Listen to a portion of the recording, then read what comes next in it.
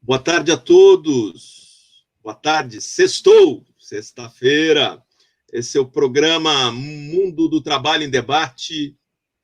Nessa sexta, como disse, com o meu querido amigo, professor Sérgio Said Stout Júnior.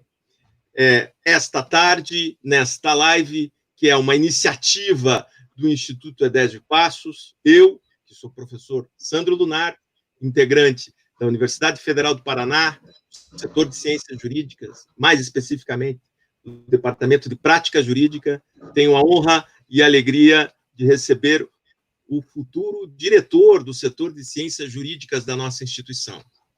Boa tarde, Sérgio. Mande sua saudação aos navegantes das redes sociais. Boa tarde.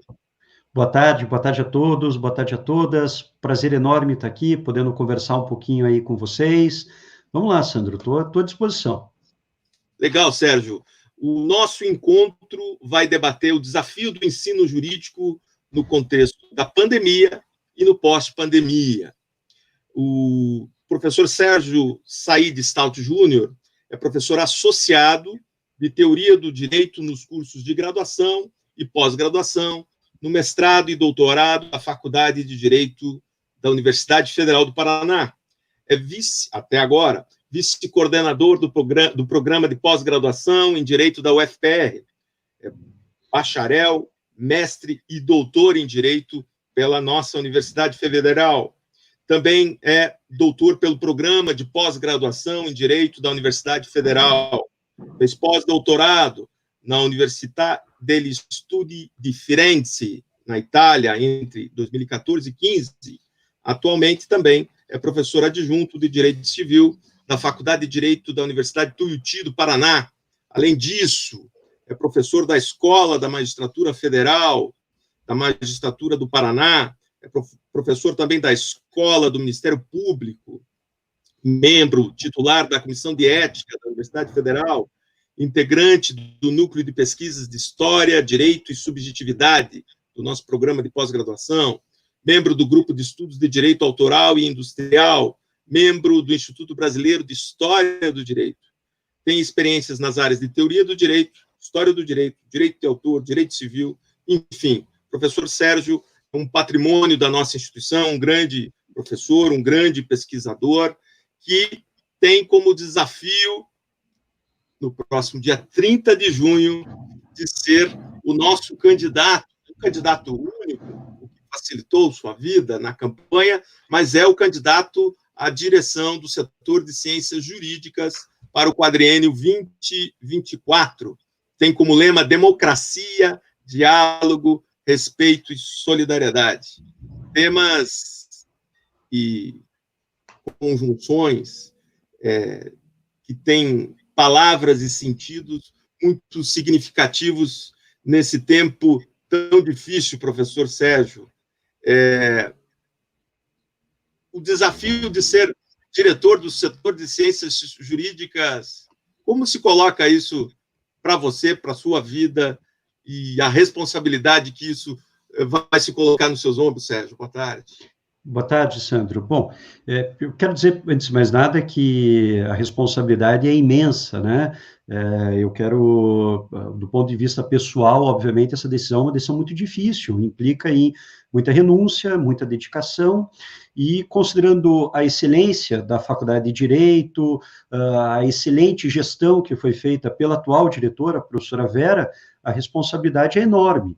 O fato de ser uma candidatura única, em alguma medida, até aumenta a nossa responsabilidade, né? Porque você acaba tendo um apoio muito grande de boa parte dos professores, dos alunos, dos nossos funcionários, dos técnicos administrativos, e isso nos deixa com uma responsabilidade ainda maior.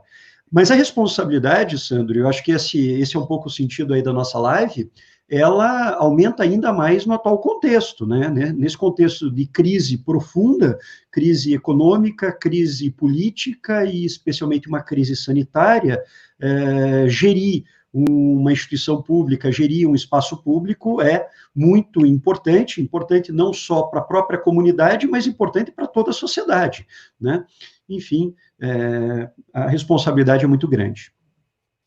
Então, Sérgio, você com essa responsabilidade que assumirá, evidentemente, superado o processo eleitoral e com a sua posse, você assume a direção da Faculdade de Direito já num contexto de pandemia, né? Isso. Contexto cruel da pandemia, e como diz o professor Boaventura de Souza Santos, estamos vivenciando a pedagogia cruel do vírus, que estabeleceu o afastamento das pessoas, na nossa instituição, a suspensão das atividades curriculares, das aulas, das presenças, do encontro entre os colegas, os professores e os alunos. Como é que isso, na tua percepção, coloca um desafio para a nossa universidade e, sobretudo, para o nosso setor de ciências jurídicas? Vamos lá, Sandra, assim, em linhas muito gerais, né? Interessante, você citou o Boaventura de Souza Santos. Eu estava lendo ontem um outro autor, que não é o Boaventura, mas que eu gosto muito, que é o Stefano Rodotà. E o Rodotà, ele tem um livro intitulado Solidariedade, né?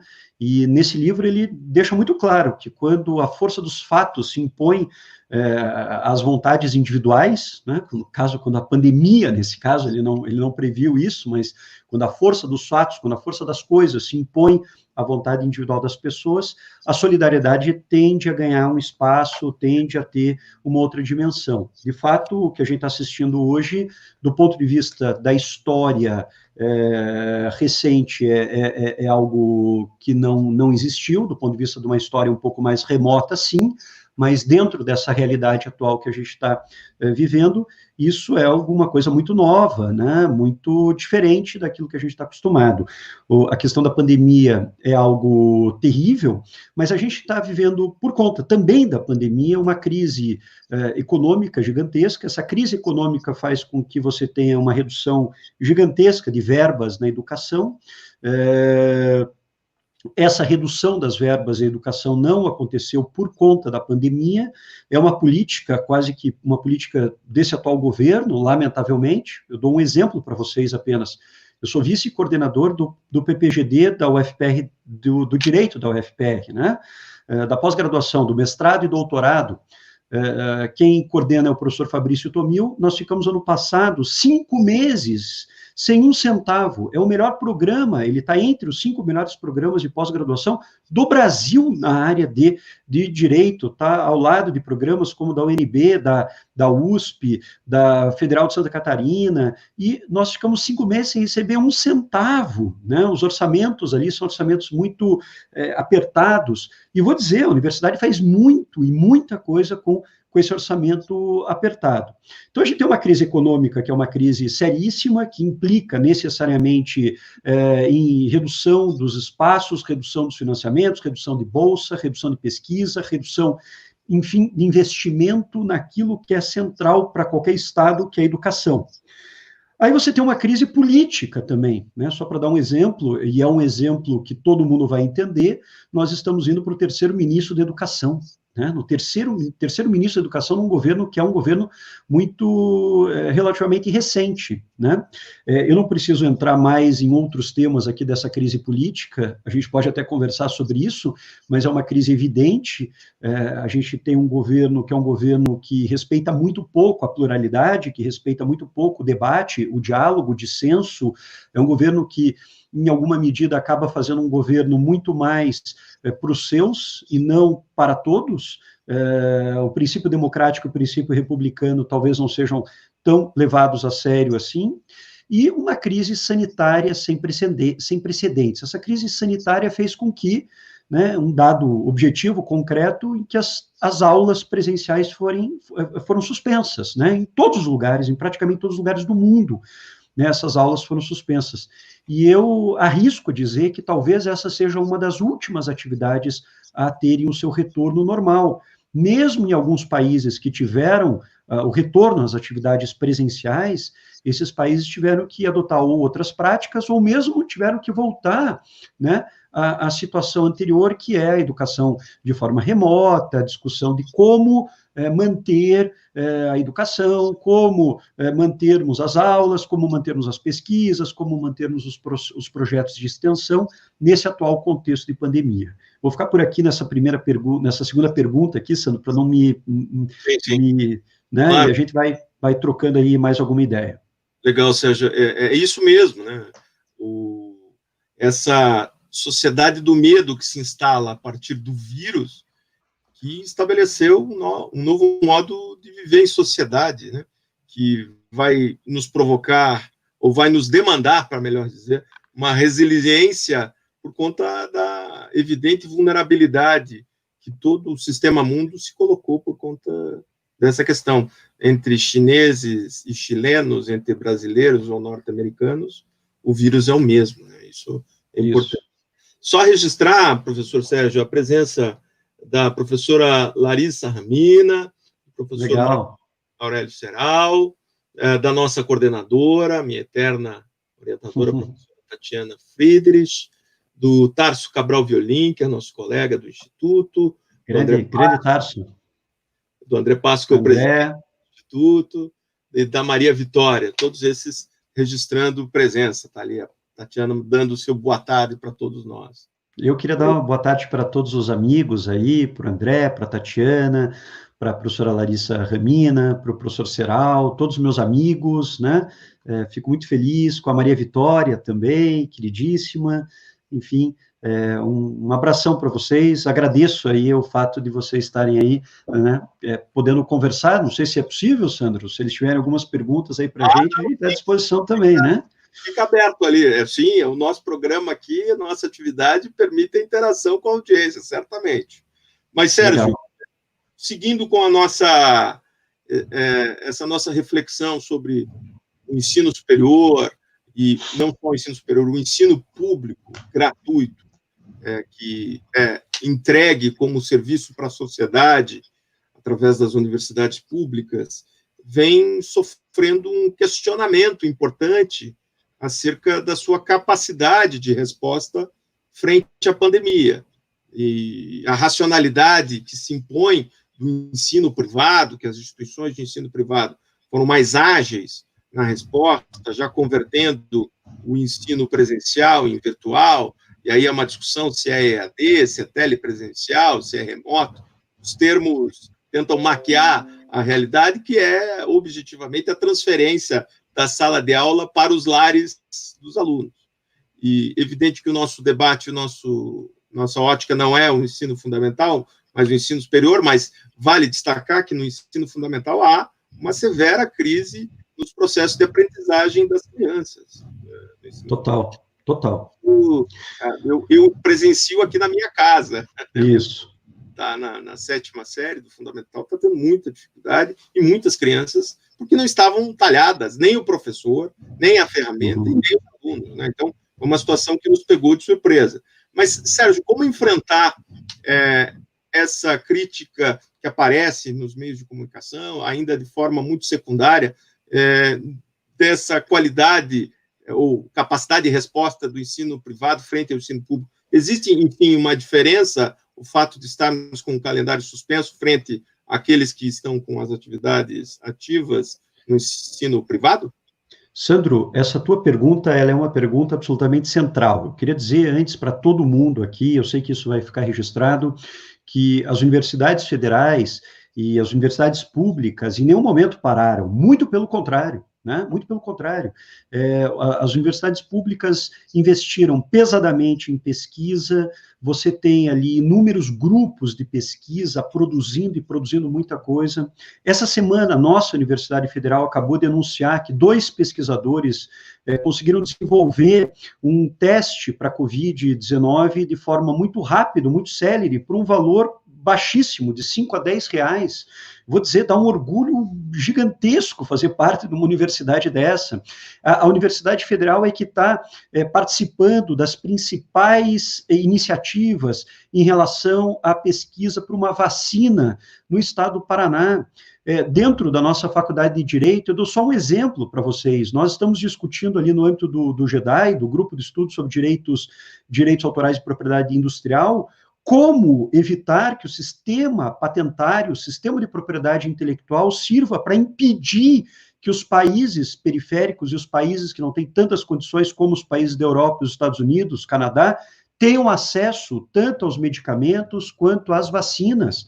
É uma pesquisa integrada com os principais pesquisadores do mundo inteiro nessa matéria. Então, assim, é importante dizer para a sociedade brasileira que, né, são exatamente esses espaços públicos, é exatamente a universidade pública que está mais preocupada e investindo maciçamente em pesquisa e em ciência para dar as respostas para a própria sociedade. Né? Isso é algo absolutamente central.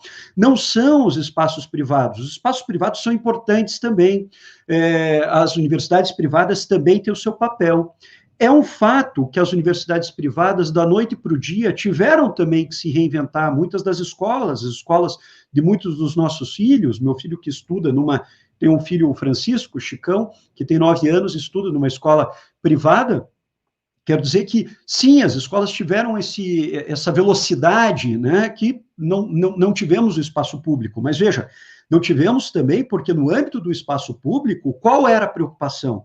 A preocupação não é, do dia para a noite, a fórceps, de forma tecnocrata, colocar uma solução. Não, vamos discutir com a comunidade acadêmica, vamos fazer o processo de integração virtual absolutamente necessária,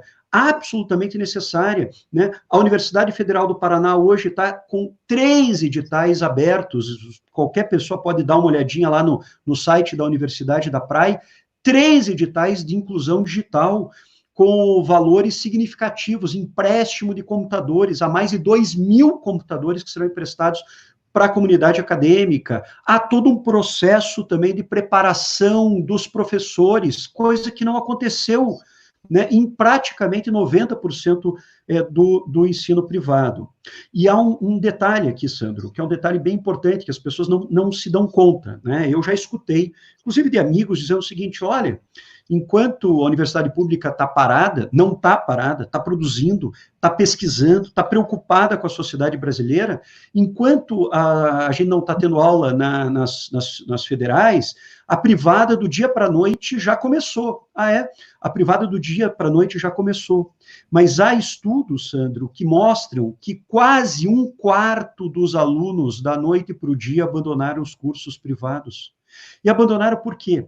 Por uma série de motivos. Abandonaram porque não tem condição de ter essas aulas virtuais, abandonaram porque, eventualmente, perderam seus empregos e não podem manter os seus cursos, abandonaram porque tem muitos filhos e tem que cuidar dos filhos também, não tem, enfim, abandonaram porque as faculdades não tiveram cuidado que, por exemplo, a Universidade Federal do Paraná está tendo com seus alunos. Eu não estou dizendo que, de um lado, eu tenho o paraíso e, do outro lado, eu tenho o inferno, não é isso. Eu acho, sim, que o mercado privado de educação, que o ensino privado, ele tinha que ter uma postura mesmo de se reinventar mais rápida, sob pena de simplesmente dos alunos cancelarem as suas respectivas matrículas. Mas isso não faz com que esses espaços, do ponto de vista da integração, do ponto de vista social, tenham tido mais sucesso do que a universidade pública. Vamos ver se na universidade pública nós tivemos uma evasão escolar como nós tivemos nos espaços privados. Eu te garanto que não. Por quê? Porque o espaço público cumpre também com outras funções que não são cumpridas, obviamente, pelo espaço privado. De novo, eu não estou aqui para criticar o espaço privado, eu acho que as soluções que foram adotadas no espaço privado também foram importantes, mas não são as instituições de ensino privadas que investem maciçamente em pesquisa, que estão buscando soluções. Existem também pesquisas, se você pega, por exemplo, uma PUC, há também, né, nas PUCs, uma preocupação muito grande em relação a isso. Alguns centros de excelência privados estão preocupados com isso também, mas a gente sabe que 90% da pesquisa que é produzida no país é produzida nas universidades públicas, federais, especialmente, e também estaduais, né?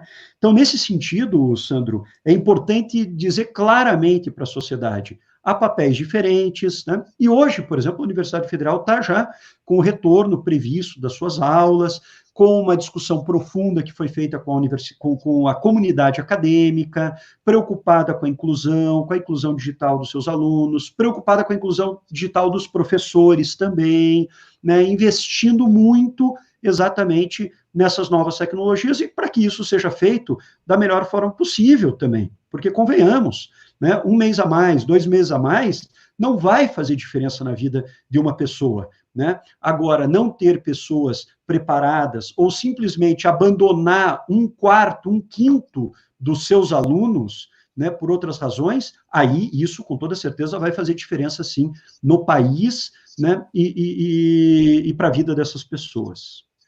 É interessante isso que você acabou de traduzir como a fundamentalidade, mas especialmente assim, a excelência do ensino público, e a excelência do ensino público na ciência jurídica. Então, eu só trago esse post que a Universidade Federal de Santa Catarina já está propondo para pensar os desafios, né? O seminário Desafios da Educação Jurídica, reflexões em tempos de pandemia. Veja só, a universidade pública, a UFSC, também está com as suas atividades suspensas, mas já está propondo um seminário que vai discutir o ensino remoto emergencial no direito, a partir de experiências internacionais, bem como já elaborar de modo crítico e de modo aprofundado as novas metodologias de ensino, que me parece vieram de alguma forma para ficar, e certamente a inovação está no ensino público, né? A reflexão, a construção da ciência e, sobretudo, nesse momento que necessitaremos da utilização de ferramentas tecnológicas que decorrem da inovação, que serão introduzidas nas atividades pedagógicas via plataformas, isso precisa ser bem pensado.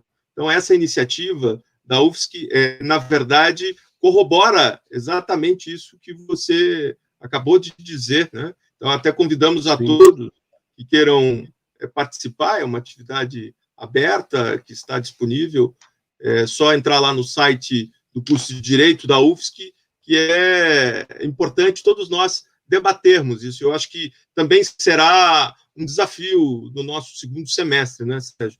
Como a gente implementar essa transição, utilizando as ferramentas, as novas tecnologias, um sistema educacional que tinha... nós temos uma herança clássica, né, da sala de aula, do giz, do quadro negro. Claro que isso vem um constante processo de transformação com a pesquisa, com a pós-graduação, com o ensino, a pesquisa e a extensão, obviamente, mas como é que isso, como você sente esse desafio que vai se colocar para o ensino jurídico, especialmente, e para todos nós, a partir de agora, num momento que teremos aberturas e fechamentos, né? Nós não podemos achar que a sociedade vai voltar ao normal, nós teremos, como todo mundo vem dizendo, um novo normal. Eu até assisti uma entrevista do ministro Barroso, no Roda Viva, que ele dizia que, consultando os especialistas, há uma possibilidade concreta de uma segunda onda do Covid entre fevereiro e março do ano que vem. A gente não pode tirar isso do nosso cenário. Como é que você enxerga esse desafio das novas tecnologias e da educação, Sérgio? Claro. Sandro, eu vou fazer algumas observações aqui. Você, por favor, me interrompa se eu estiver indo muito longe aqui. Fala, não, para aí, espera um pouco aí. Deixa eu falar uma coisa aqui para vocês. Eu parto do pressuposto, e isso é uma questão central, que a formação de uma pessoa, ela necessariamente tem que ser feita de forma presencial ou majoritariamente feita de forma presencial. Começo a dizer, olha, estou com uma saudades enorme de estar lá na Universidade Federal, subir aquela escadaria, né, dar aula naquelas salas que não são as mais adequadas, mas que saudades, né, de sair ali com os alunos, me perguntando, conversando, debatendo com o professor, né, Formação é isso, formação é essa relação, é essa troca, né? É terminar a sala e não desligar o Zoom, não desligar o Google Meet e você levantar e tomar uma água na tua cozinha. Formação é o aluno poder estar lá, ir para os jogos, poder participar ativamente de grupos de pesquisa, sentar numa roda, conversar com os professores, participar de grupos e projetos de extensão, é poder até falar mal do professor depois da aula, criticar a aula. Isso é formação, a gente sabe disso, porque a gente viveu isso, né? Mas o professor também não é um dinossauro, em que sentido? Ele reconhece que, por outro lado, esse cenário da pandemia trouxe, sim, uma série de novos desafios e, portanto, tecnologias diferentes, né, possibilidades diferentes e potencialidades diferentes também. Então, nesse sentido, eu vejo assim, ninguém está querendo discutir que a educação agora vai virar só EAD ou que vai virar só educação remota. Eu espero que isso não aconteça. Eu espero que, se a gente conseguir passar por isso aí, talvez demore um pouco mais do que a gente tinha uma expectativa há tempos atrás, mas que a gente volte a ter, sim, os nossos encontros presenciais, esse nosso relacionamento, essa troca que é absolutamente central.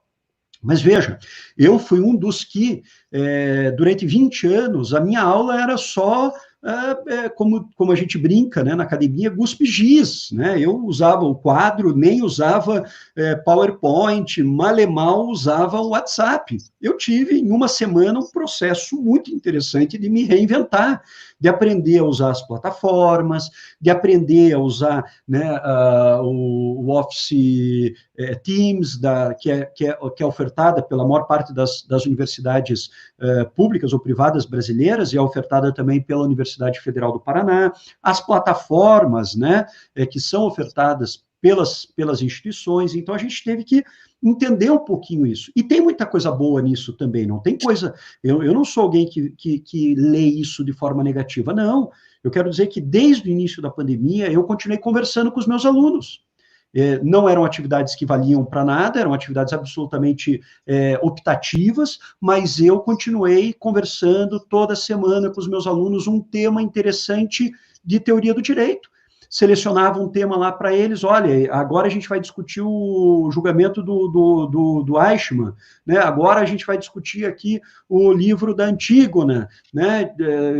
Direito positivo, direito natural, e olha, eu tinha lá metade da turma sempre participando ali dos debates, deixando muito claro que depois, quando retornasse às atividades, essas matérias seriam normalmente dadas, que não era para eles se preocupar, ou seja, era para manter esse debate.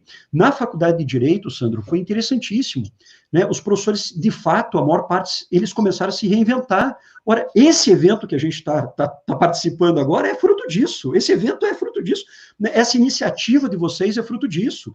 Pegue lá os grupos de pesquisa, pega os SECONs, que eles estão produzindo SECONs, aluno meu do primeiro ano conversando com o Scott Shapiro, fazendo pergunta para o Scott Shapiro, um dos maiores professores de teoria do direito hoje dos Estados Unidos e do mundo, e o Shapiro elogiando o aluno, falando que bom, que legal, tal, né? Agora, com o retorno das atividades remotas, ainda, de novo, que não seja ideal, nós vamos poder compartilhar as aulas, né? A disciplina de teoria do direito vai ser dada por 3 professores de teoria do direito.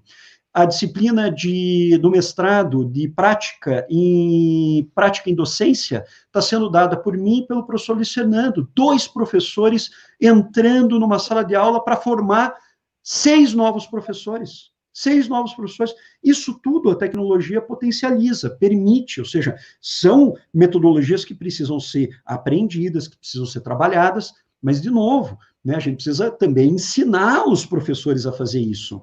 E aí, Sandro, acho que você tocou num assunto central.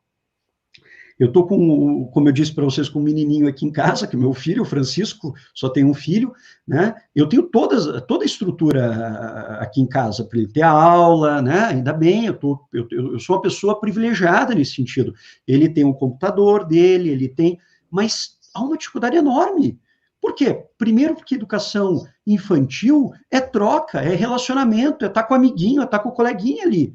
E eles sofrem muito em relação a isso. Poder ver o colega só ali numa plataforma Zoom, numa plataforma Jitsi, né? Segundo, os professores não estão formados para isso, os professores não sabem, né, operacionalizar tudo isso. Então, obviamente, é um processo que está acontecendo, né, durante esse período. Mas, de novo, quando a força dos fatos aí se impõe à vontade dos indivíduos, a gente precisa aí se ajudar, a gente precisa se reinventar. De novo, a ideia da solidariedade aí, né, que acho que é um papel muito forte. E eu vejo essa solidariedade de forma muito, muito, muito evidente, né, nos espaços em que eu dou aula, tanto nos espaços públicos quanto nos espaços privados. Quero dizer que, nesse ponto, eu deixo o meu testemunho aqui com as pessoas com quem eu convivo, com quem eu tenho, né, um grande convívio, são pessoas que estão preocupadas, sim, com os outros, estão preocupados com a educação, estão preocupados com o país, estão preocupados com o futuro. Não sou daqueles que acham que o mundo vai ficar um mundo absolutamente cor-de-rosa, não sou também daqueles que acham que o mundo vai acabar por conta disso. Acho que a gente está vivendo, sim, um momento muito difícil, em que a gente precisa, sim, se reinventar, e eu espero que coisas positivas, né, apesar de toda a tragédia, que algumas coisas positivas acabem ficando, né? Por exemplo, esse espaço de diálogo que a gente consegue potencializar pelos meios virtuais. Legal, Sérgio.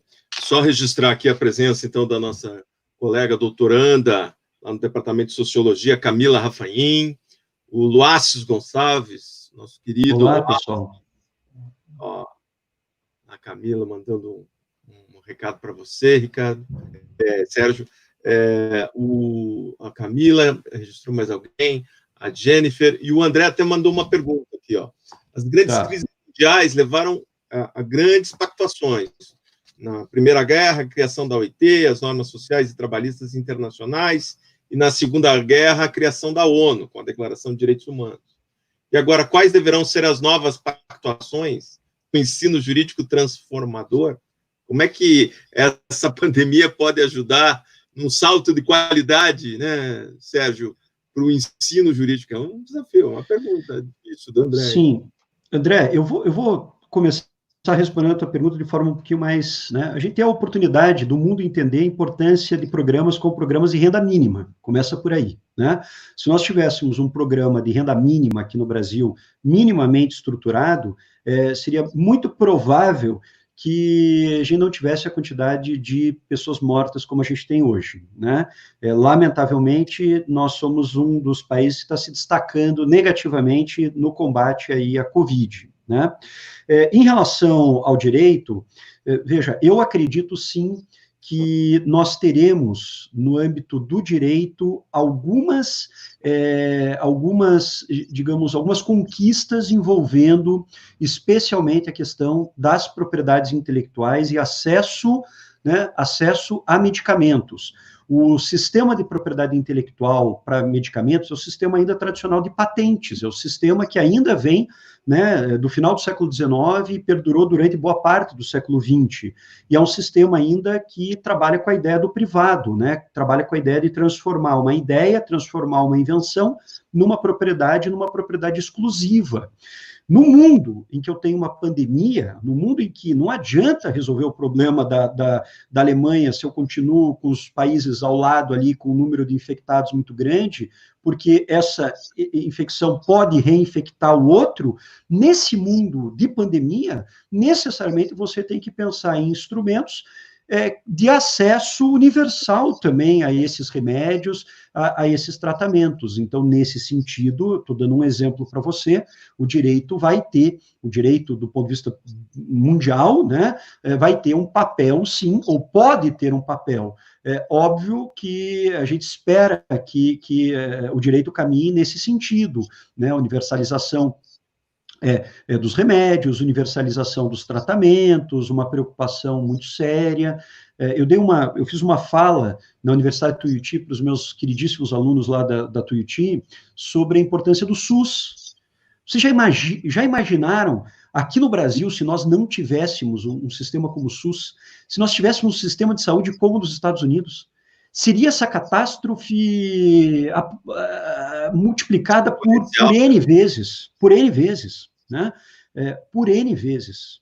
Enfim, Então, assim, a tua pergunta é muito difícil, né, André? Eu sou, como você sabe, muito mais um historiador do que alguém que consegue prever cenários aí para o futuro, então eu só estou dando o meu pitaco aí, aonde eu estudo um pouquinho, trabalho um pouquinho, né? Enfim. Eu acho que a pergunta do André nos remete a uma reflexão bem importante, se sairemos no contexto pós-pandemia com o mundo construindo laços de solidariedade e de interdependência. Não dá para construir muros na divisa entre os territórios se minha população está toda contaminada. E não dá para estabelecer um grau de excelência na pesquisa científica de determinados medicamentos ou vacinas, como no caso concreto, se o meu entorno está todo contaminado.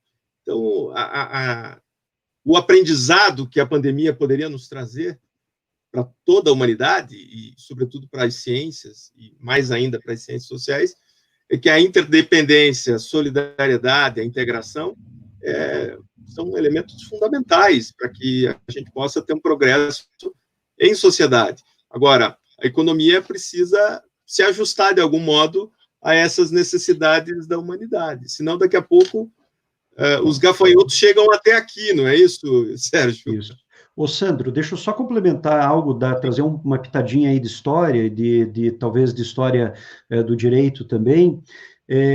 Se você comparar, por exemplo, a sociedade medieval, a sociedade europeia medieval, ou seja, mais de 1000 anos, né, com a sociedade que foi construída, digamos assim, na modernidade, você tem a sociedade moderna como uma sociedade muito mais individualista, né? Tem um autor chamado Gerd Borrheim, que ele costumava, né, já falecido, ele utilizava uma figura de linguagem interessante, ele dizia assim, ó, o súdito medieval, o homem subordinado ao rei e ao papa, ele está mais preocupado com os muros que protegem a sua cidade, mesmo com os limites do eventual império.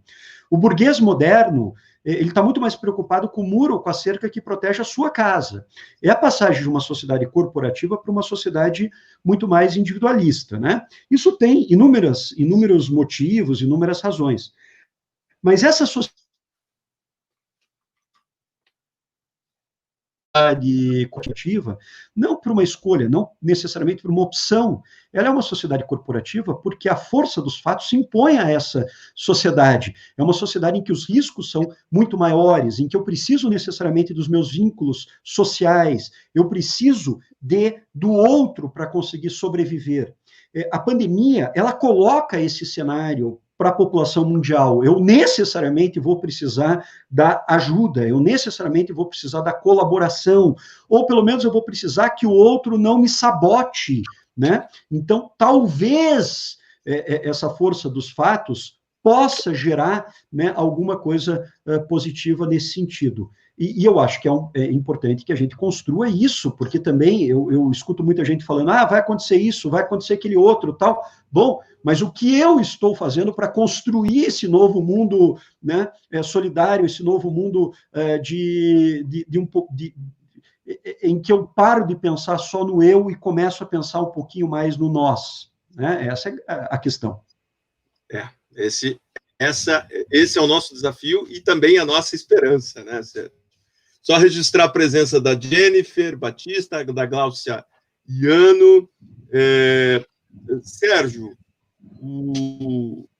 para a gente encerrar esse bate-papo, olha, a gente já tem aí 38 minutos de prosa, e quando o papo é bom e o interlocutor é qualificado, isso passa muito rápido, e por isso você dará a sequência às melhores tradições iniciadas na direção da faculdade pelo professor Ricardo Marcelo, depois pela professora Vera Caran, e você seguirá nessa linha de tantos outros professores extraordinários que passaram pela direção da nossa faculdade de Direito, como o professor Fachin, dentre outros, né?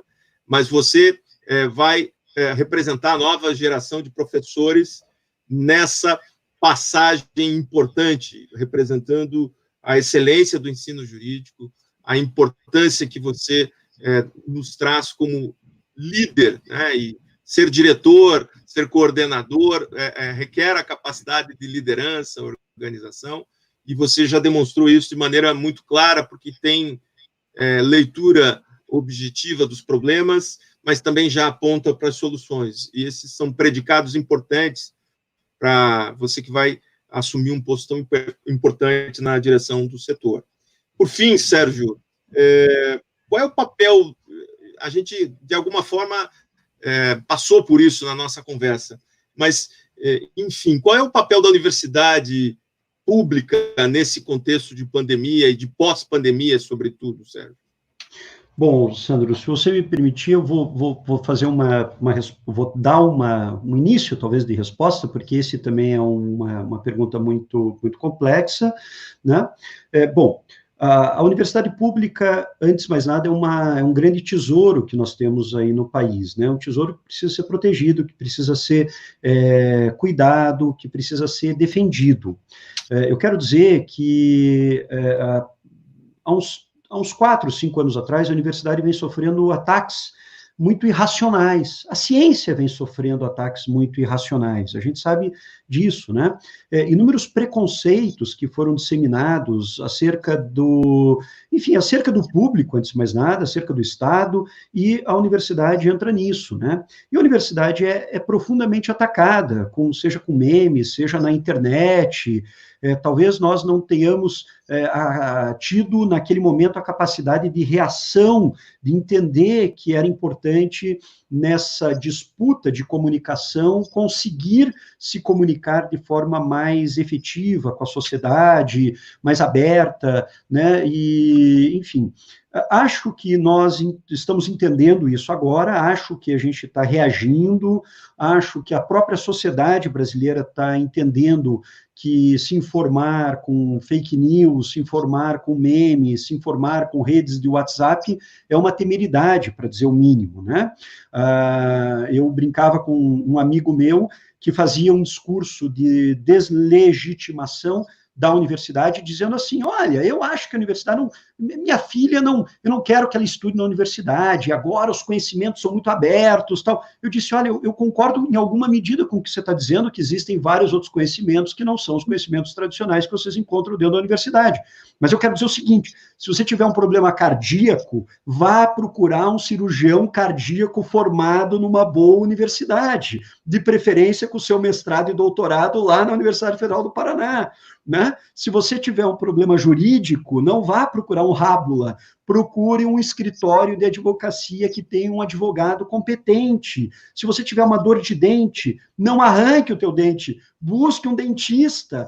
O discurso é um discurso assim, num contexto atual de pandemia, você tem o discurso da ciência recolocado. No discurso quando você tem um contexto como esse, você precisa dos cientistas, você precisa da pesquisa, você precisa de gente séria falando as coisas. Lamentavelmente, né, o nosso governo federal não leva muito a sério isso. Eu vou dizer, lamentavelmente, né, porque a gente tem um governo que fomenta, muitas vezes, esses discursos que são discursos de preconceito, são discursos irracionais e que atacam a universidade. A gente não pode esquecer por que o ataque da universidade. Porque qualquer governo autoritário, seja de direita, seja de esquerda, teme exatamente o espaço universitário, que é o espaço da liberdade, que é o espaço da crítica, que é o espaço da construção do saber, que é o espaço da resistência também. Então, eu estou dizendo tudo isso porque esse também é o papel da universidade, especialmente da universidade pública, né? É o papel, sim, de construir, de formar profissionais de excelência. É, sim, papel da universidade colocar bons médicos, profissionais de educação física, engenheiros, né, dentistas, advogados, juízes, promotores. A sociedade precisa de uma nova geração de pessoas muito bem formadas tecnicamente, mas não só muito bem formadas tecnicamente, muito bem formadas também no sentido de defender valores que são valores centrais da civilização. Porque hoje se trata civilização ou barbárie, defender a Constituição de 88, defender os valores constitucionais, defender a democracia, defender a república, são valores fundamentais. E esse é um papel da universidade também, formar pessoas de excelência, mas formar pessoas de excelência do ponto de vista técnico, mas também do ponto de vista humano, né? E eu arrisco dizer que muitas universidades fazem isso, inclusive universidades privadas, quero deixar isso muito claro, nos lugares que eu trabalho, né, levam isso muito a sério também, mas esse é um papel por excelência da universidade pública, né? Sérgio, você toca num aspecto importante que talvez a gente vai ter que repensar no retorno, aonde erramos também, né? Temos juristas que defendem um terraplanismo jurídico, né? Esse termo alcunhado em tempos mais recentes, né? Que são situações que são aberrações, né? De violação a direitos humanos, pessoas com formação jurídica, né? Na rede social, inclusive os ataques ao próprio Supremo Tribunal Federal, pessoas com OAB, né? Pessoas que ingressaram na nossa profissão. Você também é advogado, né? Como eu, pessoas que revelam uma total incapacidade de compreensão dos institutos jurídicos basilares, né? Estruturantes de qualquer sistema jurídico nacional e da nossa Constituição Federal. É o mínimo que um advogado deve conhecer, né? O texto e os princípios e valores que inspiram uma carta que organiza uma sociedade. Então, certamente, Sérgio, o nosso caminho não será fácil na reconstrução desses valores. Sandro, se eu tiver mais um minuto, esse é um tema central, Sandro, importantíssimo, tem que ser dito isso. O espaço da universidade é o espaço da pluralidade. A universidade ela tem que estar aberta a qualquer linha, seja política, ideológica. A universidade é um espaço de liberdade, isso é importante ser dito. Né? Mas é importante ser dito também o quê? Nós podemos divergir sobre muita coisa. A gente pode divergir sobre o tamanho do Estado, a gente pode divergir sobre as políticas públicas, a gente pode divergir até sobre a extensão dos direitos fundamentais. Agora, dentro de uma faculdade de Direito, aí sim, me parece que divergir ou jogar fora algumas conquistas, que são conquistas em termos de civilização, aí acho que a gente pode entrar num terreno um pouquinho mais de debate, um pouquinho mais acalorado, pelo menos quem vos fala. Né? Ser tolerante com a intolerância é uma coisa complicada. Ser democrático com quem é contra a democracia e quer que a democracia acabe é algo bastante complicado. De novo, podemos divergir sobre o tamanho do Estado, podemos divergir sobre políticas públicas, podemos divergir até sobre extensão dos direitos fundamentais, dos direitos humanos, mas me parece que a gente não pode abrir mão dessas conquistas, que são conquistas centrais, né, da humanidade. Então, combater a pandemia como? Combater a pandemia com o Estado de Direito, combater a pandemia com a Constituição, não combater a pandemia apesar do Estado de Direito, não combater a pandemia apesar da Constituição, não, combater a pandemia com o Estado de Direito, combater a pandemia com a Constituição. Pode não ser o Supremo, o melhor Supremo do mundo, mas é um Supremo que tem que ser respeitado e tem que ser defendido como instituição. O parlamento nos representa, a gente pode não estar satisfeito com os nossos parlamentares, ótimo, vamos eleger outros melhores, vamos trabalhar melhorando o sistema, mas explodir tudo isso me parece uma grande de uma irresponsabilidade, uma irracionalidade, um equívoco, né, Sandro? Agora você tocou num assunto central, comunicação, né? A gente tem que fazer aí, analisar como fazer essa comunicação, e eu quero dizer que essa tua iniciativa aqui é algo muito importante, porque ela auxilia, né, ajuda a gente a ter um debate um pouquinho mais qualificado, claro, com os outros que participaram, não com quem vos fala aqui. Claro, mas legal, Sérgio. Muito obrigado, Sérgio. Quase uma hora, 48 minutos aí que passaram voando, que revelam a sua natural vocação, além de professor, de pesquisador, também de alguém que vai, como já disse, nos liderar num momento tão difícil da democracia brasileira e da universidade pública. Sérgio, tenha a minha torcida, não só a minha torcida, mas a minha colaboração e participação para esse momento que você vai certamente nos honrar com a sua presença e nos liderando no setor. E eu queria terminar esse nosso encontro, o Lucas Velasco também, nosso colega de Cascavel, advogado da Comissão de Direito Sindical, meu colega de comissão na OAB. Eu queria encerrar parafraseando o Ivan Lins, nenhum grande pensador, mas um artista muito importante da MPB. Eu até consultei o Luaces, que é o meu consultor aqui, além de ser um grande pesquisador em direito administrativo, mas é um profundo conhecedor da arte, da música brasileira. Mas desesperar jamais é de quem? É um samba? É de quem é? E aí eu fiz um pequeno ajuste aqui, Sérgio, para concluir essa nossa prosa, para te dizer o seguinte: desesperar jamais. Aprendemos muito nesses meses. Isso. Nesses meses de pandemia. Então, Sérgio, eu quero agradecer muito o teu tempo, a tua disponibilidade nesse momento qualificado. Falamos de trabalho, sim, falamos de ciência, falamos de universidade pública, de políticas públicas, mas falamos fundamentalmente daquilo que nos reúne na nossa instituição, na Universidade Federal do Paraná, que é a construção, a manutenção da excelência do ensino público universal, gratuito, mas de qualidade, né? De qualidade, isso que é o mais importante. Sérgio, muito obrigado, uma boa tarde para você, um bom término de campanha, aí você tem uma campanha que vai até o dia 30, né? Pedindo votos para todos, porque isso legitima democraticamente a tua eleição, né? Você tem uma participação massiva de docentes, discentes e técnicos, e dos técnicos, para que você seja o capitão deste navio em tempos turbulentos. Sérgio, muito obrigado para você nessa hora que conversamos. Sandro, posso fazer...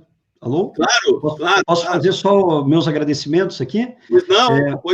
Você citou aí a arte, né? Olha o quanto isso é importante, né? A arte e a cultura para que a gente consiga sobreviver a esse período, né? Algo que também foi tão massacrado aí, foi tão criticado, né? Toda a discussão sobre Lei Rouanet, enfim, como é fundamental, né? A gente só consegue manter a nossa sanidade mental em larga medida graças à arte, né? Então, mais esse reconhecimento fundamental. Outra coisa, o desafio é, obviamente, gigantesco, mas eu quero dizer que eu tenho, assim, mas muitos colegas professores, colegas professoras, alunos, alunas, um apoio muito grande dos funcionários lá também, o que também me dá a segurança de saber que a gente está juntos, ou seja, que tem muita gente ali que está levando a sério o princípio da solidariedade, e eu vou te dizer que é só por isso que eu também aceitei esse desafio. Sandro, foi muito legal conversar aqui com você, eu agradeço um monte essa conversa.